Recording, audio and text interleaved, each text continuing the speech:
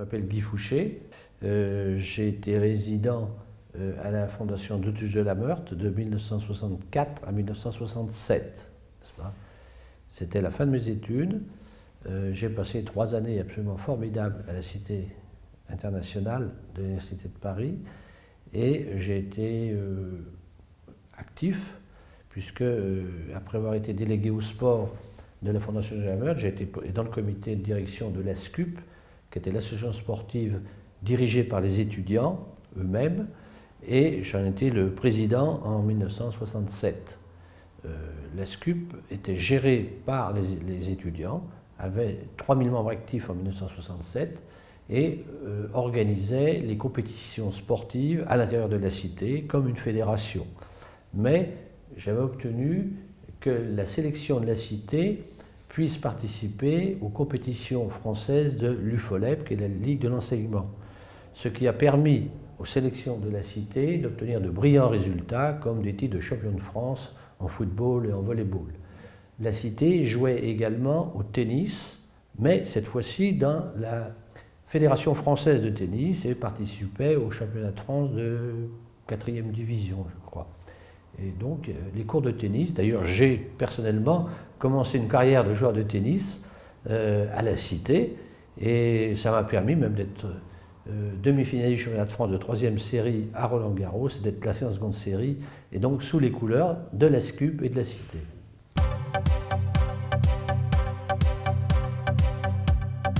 Je ne suis pas venu tout de suite à la Cité, puisqu'à l'époque, on ne pouvait pas venir à la Cité en début d'études.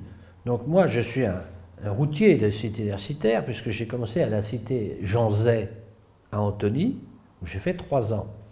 Ensuite, d'ailleurs, même j'ai été à Jean Sarail, qui venait d'ouvrir.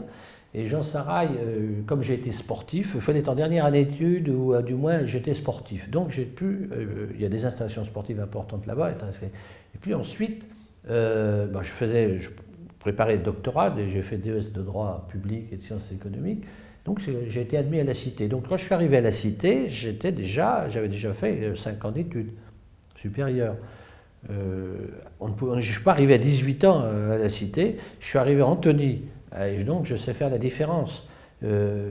Quand je suis arrivé à la Cité, c'était pour un étudiant qui a fait, c'était quasiment paradisiaque, disons-le, parce qu'on pouvait vivre à la Cité, à la limite sans sortir de Paris, surtout si on n'avait pas de moyens financiers, ce qui était mon cas. Donc il y avait une ambiance à la Cité, une vie sportive, puisque j'étais d'abord un sportif, culturel aussi, et on pouvait effectivement rencontrer beaucoup d'amis. Et ce qui était intéressant à la Cité, c'est cette rencontre avec des étudiants de toute nationalité. Et comme moi, personnellement, ensuite j'ai été 14 ans en poste à l'étranger, cette expérience de la Cité m'a beaucoup servi.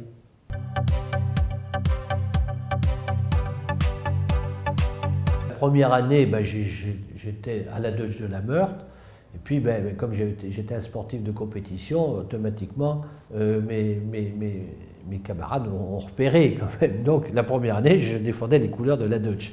Puis la deuxième année, on m'a fait rentrer comme délégué au sport et puis à la SCUP, et puis après, naturellement, on m'a poussé pour être président de la SCUP. Je n'ai pas été candidat, hein, je tiens à le dire, mais enfin, j'ai assumé.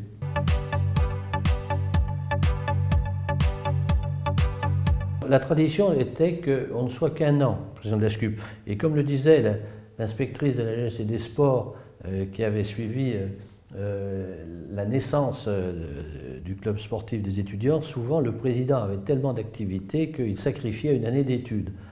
Ce qui fut mon cas, enfin pas vraiment sacrifié, puisque j'étais en fin d'études et je faisais le doctorat, mais je veux dire qu'il y a eu un ralentissement très net dans mon travail, dans cette dernière année d'études, en raison de mon implication dans la vie de la Cité pour le sport, et je ne le regrette pas parce que c'était très utile pour moi, pour la suite de ma vie professionnelle. J'ai beaucoup appris en étant le manager, en quelque sorte, d'un club de 3000 membres actifs.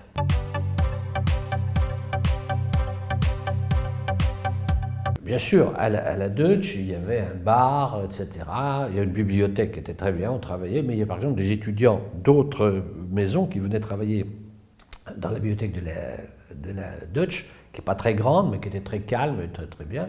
Donc, bon, le bar de la Deutsche était fréquenté par tout le monde, mais il y avait d'autres bars. On allait manger le Pambagna à Monaco, à la maison de Monaco, il y a d'excellents Pambagna, les provinces de France, enfin, différentes maisons de la cité, plusieurs avaient leur bar. Donc, on allait dans les différents bars manger un sandwich. Puis, les restaurants universitaires, il y avait celui en face de la maison, actuellement Lucien Paille, qui s'appelait la France d'Outre-mer à l'époque, et là, on mangeait dans des assiettes. On ne mangeait pas dans des plateaux mangeoires, c'était des assiettes, si vous voulez. Donc, on allait là-bas aussi. Et il y a eu aussi un restaurant à la Maison du Liban. Bon, il y avait différents restaurants. Non, non. À la Cité, la règle, c'est de ne pas rester dans son coin. C'est justement d'aller vers les autres et d'être très ouvert. Ça fait partie d'une des règles de base de la Cité, la raison pour laquelle, dans les maisons, il n'y a pas que des nationaux.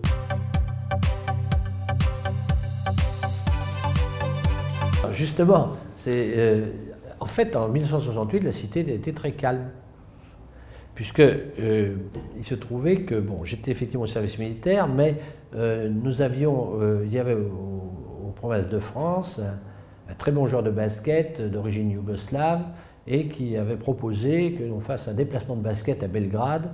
Et donc, moi-même, étant militaire, j'avais obtenu l'autorisation de l'armée de pouvoir faire ce voyage. Et alors, nous sommes partis à la gare de Lyon pour prendre le train, avec les caisses de bière et les sandwichs de rigueur, et puis, pas de chance, la grève s'est déclenchée, si bien que nous ne sommes jamais partis à Belgrade. Et donc, j'ai été hébergé pendant 8 jours à la Cité en mai 68. Bien sûr, je n'ai participé à aucune manifestation de rue, mais j'ai pu constater que la Cité était très calme, parce que je me souviens des bureaux de la SCUP qui étaient au 2e étage, et un jour, il y avait un groupe, et j'ai vu par la fenêtre, c'était le fameux Jacques Sauvageau, qui était un des co-leaders avec Cohn-Bendit, qui faisait un meeting. S'il y avait 50 personnes, et c'était très calme. Donc la Cité a été calme, disons, en mai 68. La Cité a réagi beaucoup plus lorsqu'il y avait des événements internationaux que chacun connaît. Bon, c'était l'Espagne, c'était le Cambodge, plus tard, etc., ou l'Iran. Il y a eu des réactions. Mais sur mai 68, dans la Cité, enfin, peut-être que certains me contrediront, il ne s'est pas passé énormément de choses. C'était très calme.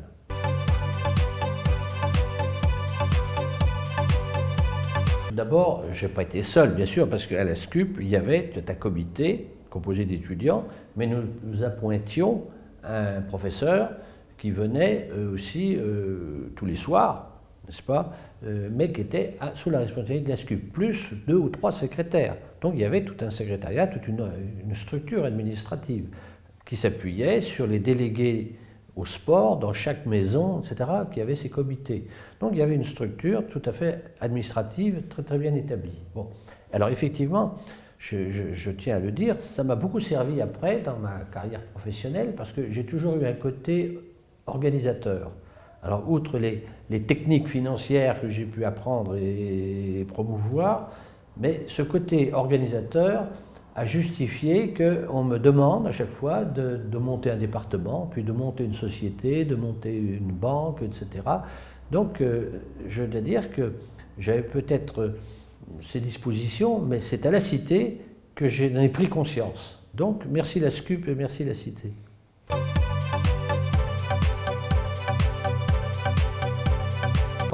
Quand j'étais à l'étranger, j'avais moins de contacts, bien sûr, bon, mais disons, j'avais des nouvelles par l'intermédiaire de Paul Marcel, quoi. Paul Marcel, qui est un grand ami, un aîné, hein, je crois qu'il fait partie de la mémoire de la Cité des Anciens, et donc j'avais des nouvelles par Paul Marcel. Et puis dans les années 90, j'étais encore à l'étranger, bon, il m'a contacté, je suis revenu en France en 95, fin 95.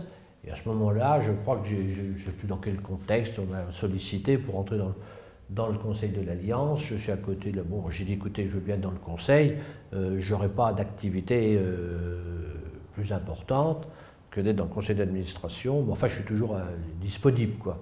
Et puis à force d'être disponible, je me suis trouvé embarqué plus activement dans les questions de l'Alliance, au point d'en devenir le président en 2002, quoi. Voilà. et puis d'être resté jusqu'à la fin du mandat pour participer, coopérer avec le nouveau président qui est Adrien Macdonell pour la réforme des statuts et pour justement une meilleure coopération peut-être entre l'Alliance et la Fondation nationale, puisque c'est sous mon mandat qu'a été signée, je crois, la première convention entre la Fondation nationale et l'Alliance.